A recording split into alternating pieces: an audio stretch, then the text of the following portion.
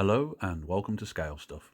In this week's video, I'm going to be taking a post-action report look at the Tamiya Matilda Mk.III or IV British infantry support tank. First, a little bit of history on the Matilda.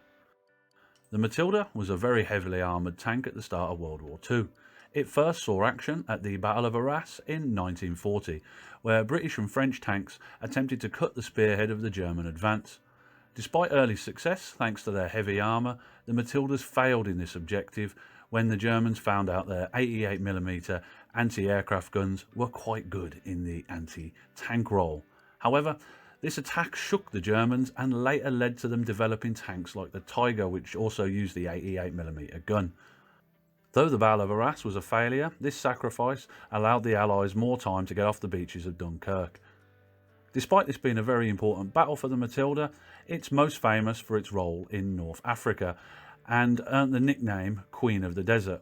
However, as the war rolled on, they proved more and more vulnerable as more and more powerful German guns appeared. They were phased out of British use by 1942, though a few of the Commonwealth countries kept them till the end of the war. Anyway, onto the model. Overall, the detail on this model is very nice. As per usual with Tamiya, everything's really well thought out and the details are nice and crisp. According to ScaleMates, this model is over 10 years old, being released in 2009. However, the moulds required very little cleanup and the kit seems to have aged rather well. As always, being no expert in tanks, I scoured the internet for rivet counters regarding this kit and all seems well with regards to accuracy.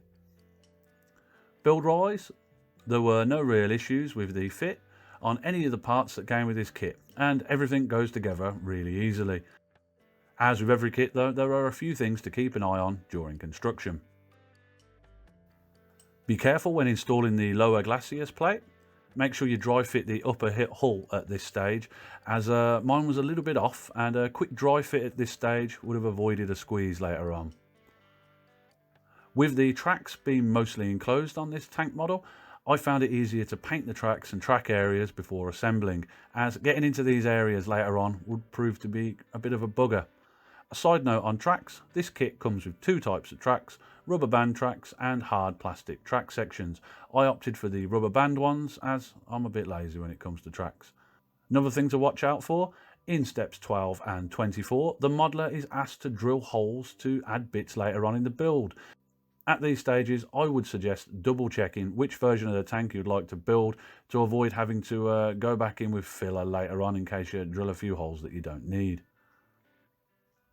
With this kit, the new type string tow ropes are used, and as with all of them, a drop of super glue on the area being cut will avoid the strings fraying and make them a lot easier to work with. And one last bit I had a tiny bit of faff with was fitting the gun.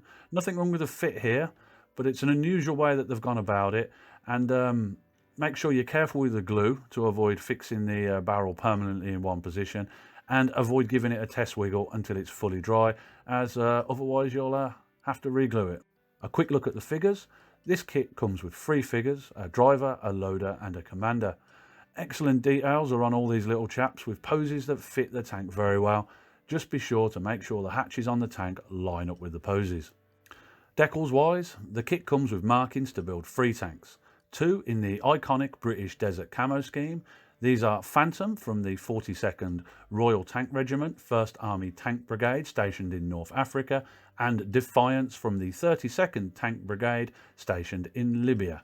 And there is one scheme called Filibuster in a brown and green European camo from the 48th Royal Tank Regiment, 35th Army Tank Brigade stationed in England. What a bloody mouthful, why couldn't they shorthand it down? I found the British Desert Camo quite challenging to paint, with a lot of straight lines over a lot of bumpy surfaces. However, I found it a very enjoyable break from the sea of olive drab that permits most of the British Second World War tanks. Costing £30, this model is well priced for what you get in the kit. It's got good details, an easy build, a choice of rubber and plastic tracks, 3 well sculpted figures, and with 3 paint schemes to choose from. What more could you ask for?